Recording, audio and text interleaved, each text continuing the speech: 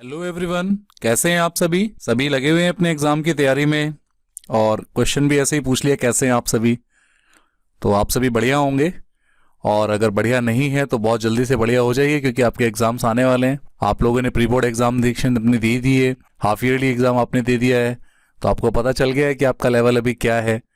तो आज हम इस वीडियो में बात करने वाले हैं अपने लेवल को इस लेवल तक लेकर जाएं कि हम अपने आईटी में स्कोर जो है वो 100 आउट ऑफ 100 कैसे लेकर आए। तो आईटी का जो सिलेबस है वो आप सबके नॉलेज में है। 50 आउट ऑफ 50 हमें थ्योरी में लेने हैं और 50 आउट ऑफ 50 हमें प्रैक्टिकल में लेने हैं।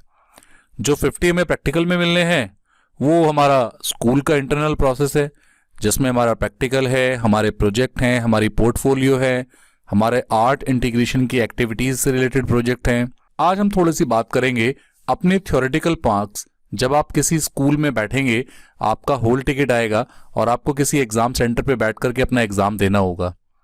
उस एग्जामिनेशन के टाइम पे जो माइंड में सिचुएशन होगी, या अभी से ही, अभी तक आपने हाफ ईयरली दिया अपने स्कूल में बैठ के दिया, प्री बोर्ड दिया अपने स्कूल में दिया, अब जब आपको बोर्ड देना है तो किसी दूसरे स्कूल में जाना पड़ता है, तो वहां पे एनवायरनमेंट अलग मिलता है, तो थोड़ा सा रहता है माइंड में।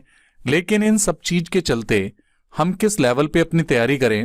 और एक बहुत बढ़िया मेरे को बात समझ में आती है कि अगर हमारे टॉपिक, हमारा कंटेंट अच्छा है, हमें अपने ऊपर कॉन्फिडेंट है, टॉपिक की नॉलेज के साथ अगर हमें अपने ऊपर अपने कॉन्फिडेंट है, तो फिर हम कहीं भी बैठ करके एग्जामिनेशन दे दें। कोई भी हमसे कोई क्वेश्चन पूछ ले तो हम अपने आप को कम महसूस नहीं करते हैं, हम अपने आप को एनर्जेटिक महसूस करते हैं। तो आज हम वही बात करने वाले हैं कि हमारे अंदर ये एनर्जी का जो लेवल है ये बना रहे, वो कैसे हो सकता है। जो पेपर 50 नंबर का 2 घंटे का हमारा एग्जामिनेशन होने वाला है, उसमें हम अच्छे मार्क्स, फुल मार्क्स कैसे ला सकते हैं, क्या टिप्स हम यूज कर सकते हैं, एक बार देखते हैं। सो मुझे लगा पर्सनली कि ये कुछ पॉइंट्स हो सकते हैं जो आपको हेल्प करें आपके अच्छे स्कोर को गेन करने में। आप एक अच्छा स्कोर लेकर के आए आईटी के अंदर। आईटी हो, कोई और सब्जेक्ट भी हो, ये सभी सब्जेक्ट पे अप्लाई हो सकता है। तो पहला जो पॉइंट है वो है, it is very important to understand the topic. Topic की समझ, जानकारी, उसका गहराई से अध्ययन, टीचर ने क्या बताया। हमेशा कहा जाता है क्लास में ध्यान से सुनो, ध्यान से सुनो ताकि ध्यान से समझ सको, ध्यान से समझ सको ताकि आप अपने टॉपिक को अपने माइंड सेट में बिठा लो। और अगर जब ये टॉपिक आपके माइंड सेट में बैठ जाता है तो ये आपकी 99% प्रॉब्लम सॉल्व हो जाती है। और टॉपिक हमारी समझ में आए उसके लिए हम क्या करें। अब साइंस जैसा टॉपिक है, हम तो आईटी की बात करते हैं। चलिए, आईटी एक ऐसा टॉपिक है जिसमें कुछ टर्मिनोलॉजी तो ऐसी हैं जो commonly all over the world use हो रही हैं, तो वो हमें ऐसे ही पता चल जाती हैं, तो हमारे लिए काफी काम आसान हो जाता है। लेकिन कुछ ऐसे टास्क हैं जो स्पेसिफिक हैं, लाइक मैक्रो है, गोल सीक है, व्हाट इफ सिनारियो है। ये कुछ स्पेसिफिक टास्क है। आपके ओपन ऑफिस के अंदर जो डिजिटल डॉक्यूमेंटेशन है, वहां पे ओपन ऑफिस राइटर के अंदर टेबल ऑफ कंटेंट्स हैं, स्टाइल्स हैं, डिफरेंट काइंड ऑफ स्टाइल्स हैं। अब ये सब प्रैक्टिकल टर्म्स भी हैं, तो इन सबको भी समझना, डेफिनेशन समझना, एग्जाम्पल्स, तो इन सबको समझने का अच्छा तरीका क्या है, रिमेंबर गुड एग्जाम्पल्स। अच्छे एग्जाम्पल अगर हमारे पास होंगे तो हम किसी भी टॉपिक की समझ को और अच्छा बना सकते हैं। आपने देखा होगा बड़ी बड़ी कहानियां सुनाई जाती हैं, और बड़ी बड़ी मोटिवेशनल स्पीकर्स के आपने मुंह से सुनी होगी, वो बहुत अच्छी अच्छी कहानियां सुनाते हैं। लेकिन हर कहानी सुनाने के बाद में वो कहते हैं कि इस कहानी से हम ये पॉइंट सीख सकते हैं। यानी एक पॉइंट को एलिब्रेट करने के लिए, एक छोटे से पॉइंट को समझाने के लिए इतनी बड़ी भूमिका बनाई जाती है, एक मोटिवेशनल स्टोरी तैयार की जाती है और वो हमें सुनाई जाती है, समझाई जाती है। इट मीन्स एग्जाम्पल, ऐसे एग्जाम्पल जो हमें पॉइंट याद करने में हमारी हेल्प करते हैं। लालच बुरी बला है, बहुत सिंपल सेंटेंस है, लेकिन लालच बुरी बला है, इसको समझाने के लिए कितने एग्जाम्पल्स हमें दिए जाते हैं, बचपन से हमें कितनी कहानियां सुनाई जाती हैं। तो इसीलिए मैक्रो क्या है, गोल सीक क्या है, व्हाट इफ सिनारियो क्या है, अगर हमें एग्जाम्पल पता होगा तो डेफिनेशन हमें इजीली समझ में आ जाएगी। तो इसलिए अच्छे एग्जाम्पल का कलेक्शन हमारे पास होना चाहिए। नहीं है तो अपने टीचर से पूछिए, सर कोई एग्जाम्पल बता दीजिए, सर मुझे ये टॉपिक समझ में नहीं आ रहा डेफिनेशन पढ़ने से, सर एक एग्जाम्पल। आपने हमारी वीडियोस देखी होंगी, तो वीडियोस में भी हमने क्या किया है, एग्जाम्पल दिए, एग्जाम्पल को प्रैक्टिकली करके दिखाया है, आप वो एग्जाम्पल लिख सकते हैं। सीबीएसई ने क्या किया है, अपना स्टडी मटेरियल प्रोवाइड कराया है, वहां पे क्या दिया है, उसने किसी भी टॉपिक को एक्सप्लेन किया है, डेफिनेशन दी है, और डेफिनेशन के साथ उसके स्टेप दिए हैं एक एग्जाम्पल को लेकर के। तो गुड एग्जाम्पल्स हमेशा काम आते हैं आपके टॉपिक की समझ बढ़ाने में। Can try to explain in your language, जब टॉपिक आपको समझ में आ जाता है तो फिर आप उसे अपनी भाषा में चेंज कर सकते हैं। Right the correct definition with example, तो आप अपने वर्ड्स में उसे लिख पाए, सही डेफिनेशन जो बुक में लिखी है और आप जो डेफिनेशन दे रहे हैं वो दोनों मेल खाएं आपस में, ये भी बहुत जरूरी है। Next, make your own MCQ questions. आपको पता है आईटी के अंदर अभी सब क्या हो रहा है, मैक्सिमम 50-50 मान के चल लीजिए, लेकिन 40-50 का ही रेशियो सही। तो आप देखेंगे कि आपका जो एग्जाम है उसमें मल्टीपल चॉइस क्वेश्चंस बढ़ गए हैं, तो मल्टीपल चॉइस क्वेश्चन बनाने भी आने चाहिए। पेपर में एमसीक्यू आएंगे तो एमसीक्यू कहां से आएंगे, सिलेबस से ही आएंगे, सिलेबस से बाहर से तो पूछे नहीं जाएंगे।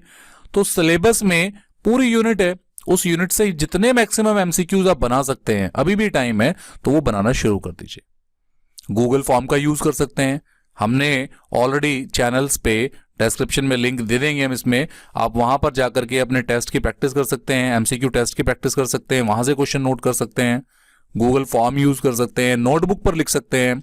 तो जितना हो सके एमसीक्यू को प्रिपेयर कीजिए। और सबसे अच्छी बात एक और जोड़ लीजिए, जो भी टॉपिक है आपके, जिन भी टॉपिक को आप पढ़ते हैं समझते हैं, मान लीजिए आपने आज पूरी रात लगाई एक टॉपिक को पढ़ने में समझने में और वो आपको समझ में आया, तो अपने दोस्तों के साथ जरूर शेयर करें। टाइम मिलता है तो टीचर्स से जरूर शेयर करें। टाइम मिलता है आपके घर में जो पेरेंट्स हैं, भले ही वो आपके टॉपिक से रिलेट ना करते हो, लेकिन उन्हें बताएं कि चलो देखो आज मैं एक चीज बताने जा रहा हूं। तो हो सकता है वो इग्नोरेंस करेंगे, लेकिन आपके जो आपके क्लासमेट हैं, आपके जो आपके फ्रेंड्स हैं, यहां पे आपको ये भी देखना पड़ेगा कि आपका फ्रेंड सर्कल अभी कैसा है। अपने फ्रेंड सर्कल को भी आपको थोड़ा सा बहुत ज्यादा ऑब्जर्व करना पड़ेगा कि वो आपके एग्जाम में आपकी हेल्प कर रहे हैं या आपको दूर कर रहे हैं। अगर वो आपकी हेल्प कर रहे हैं तो फिर उनके साथ एक्सप्लेनेशन कीजिए, उन्हें आंसर को समझाइए। आपने जिस तरीके से टॉपिक समझा है तो हो सकता है वही टॉपिक उसने दूसरे तरीके से समझा होगा। तो एक तरीके से जिसने समझा, फिर दूसरे तरीके से जिसने समझा, जब आप दोनों एक दूसरे के साथ में अपना प्रॉपर कम्युनिकेशन करेंगे तो आपको और अच्छा समझ में आएगा। फिर आप टीचर से भी जाके पूछेंगे तो फिर आपको 10 बातें और निकल के सामने आएंगी। तो अपने टॉपिक को पढ़ने के बाद दूसरे के साथ में, जो आपके दूसरे साथ वाला है, फोन पे बात कर लीजिए, कॉन्फ्रेंस पे बात कर लीजिए, टॉपिक शेयर करें। ऑनलाइन लाइव क्लास होती है तो टीचर्स के सामने भी वो क्वेश्चन जो है वो टॉपिक जो है अपना शेयर करें, डेफिनेशन शेयर करें। अगर कोई करेक्शन होगी तो आपको तभी ठीक आपको हाथों हाथ हो जाएगी। नो योर सिलेबस, अच्छे मार्क्स के लिए सब कुछ जरूरी है, लेकिन एक सही दिशा होना भी बहुत जरूरी है। तो अपने सिलेबस का भी पता होना चाहिए। हमारे पास IT 402 में करिकुलम में क्या है, हमें अभी जो 20-21 सेशन चल रहा है उस एग्जामिनेशन में क्या देना है। तो मुझे अभी तक भी पता चलता है कि कई स्कूलों में बच्चे कमेंट करके बताते हैं कि सर अभी हमें तो MS एक्सेल पढ़ाया जा रहा है, हमें तो अभी जो है आउटलुक एक्सप्रेस पढ़ाया जा रहा है।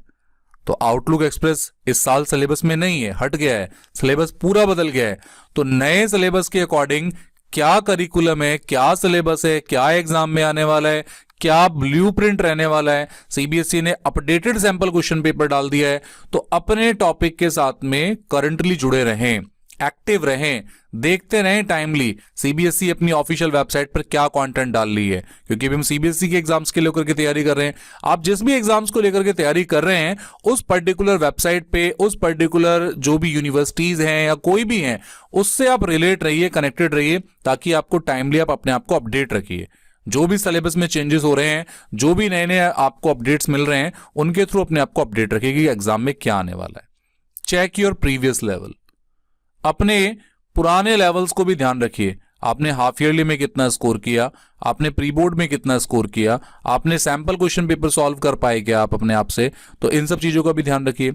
हाफ ईयरली में जो एग्जामिनेशन में क्वेश्चन पूछे गए उनका भी कलेक्शन अपने पास रखिए, प्री बोर्ड में जो क्वेश्चन पूछे गए उनका कलेक्शन रखिए, सैंपल क्वेश्चन पेपर में जो कलेक्शन है उनका सैंपल रखिए, क्वेश्चन अपना बैकअप रखिए। तो ये सब चीजें आपको हेल्प करने वाली है। पे special attention to your weak topic, जिन भी टॉपिक पे आपको लगता है कि आप आज भी कमजोर हैं, आपको लगता है कि वहां पे बहुत ज्यादा ध्यान देने की जरूरत है, तो ऐसे सभी टॉपिक की लिस्ट बना लीजिए। नहीं बनाइए तो बना लीजिए, अगर अच्छे मार्क्स लाने हैं तो, अगर थोड़ी मेहनत करनी है तो, अगर आपको लगता है कि हाँ आपको कुछ करना है तो। क्योंकि इतना काम तो सब करते हैं, थोड़ा एक्स्ट्रा ऑर्डिनरी बनना पड़ेगा ना, अपने आप से ही अपने वीक पॉइंट निकालने पड़ेंगे। ढूंढो कहां पर कौन सा टॉपिक नहीं आता। जैसे मुझे लगता है कि भाई अभी भी कई बच्चों को मैक्रो का फंक्शनैलिटी, गोल सीक, इनकी डेफिनेशन वो रट के तो याद कर सकते हैं, लेकिन उनका एग्जाम्पल दे के डेफिनेशन को समझाना अभी सभी के थोड़ा सा लगता है कि मुझे कहीं ना कहीं भी लैक कर रहे होंगे।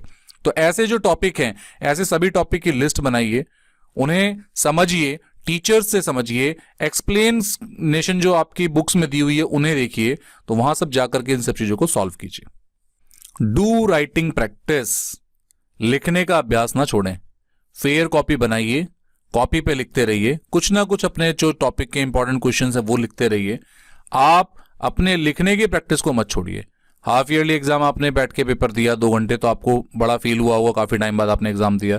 फिर प्री बोर्ड में जैसे अब आपने दे दिया होगा या कई स्कूलों में होने वाला है, तो हमेशा लिखने का अभ्यास। घर पे भी बैठे हैं, चलिए एक सैंपल क्वेश्चन पेपर सॉल्व कर लेते हैं, अपने आप से लिखना पूरा सॉल्व कीजिए। 2 घंटे बैठने का अभ्यास, तो ये प्रैक्टिस बहुत जरूरी है, लिखने का अभ्यास बहुत जरूरी है। अब लिखने का अभ्यास भी जरूरी है और साफ लिखना भी बहुत जरूरी है। साफ लिखना भी जरूरी है, तो जो क्वेश्चन पूछा है उसको उतने ही शब्दों में आंसर देना भी जरूरी है। ज्यादा शब्दों में आंसर देने के चक्कर में अगर लग गए, ज्यादा ही हमने एक्सप्लेन करने के चक्कर में लग गए, तो फिर हमारा टाइम भी कंज्यूम होगा। इसलिए हमें दूसरे क्वेश्चन पे भी ध्यान देना है, फोकस करना है। इसलिए जिस क्वेश्चन की जितनी लिमिट है उस उतने लिमिट में कवर करके कंप्लीट करके छोड़ दीजिए। टू द पॉइंट लिखिए, जो लिखना है वो आपका एग्जैक्ट क्वेश्चन से रिलेट करना चाहिए। आप इधर उधर की बातें लिखेंगे तो मार्क्स नहीं मिलने वाले। मार्क्स आपको आपके पॉइंट पे ही मिलने वाले हैं। आपने 6 लाइन लिखी और 6 लाइन में केवल 3 लाइन ही मेन पॉइंट की हैं, तो वही 3 लाइन जो है आपके बोर्ड एग्जामिनेशन में अंडरलाइन होकर उस पर आपको मार्क्स मिलने वाले हैं।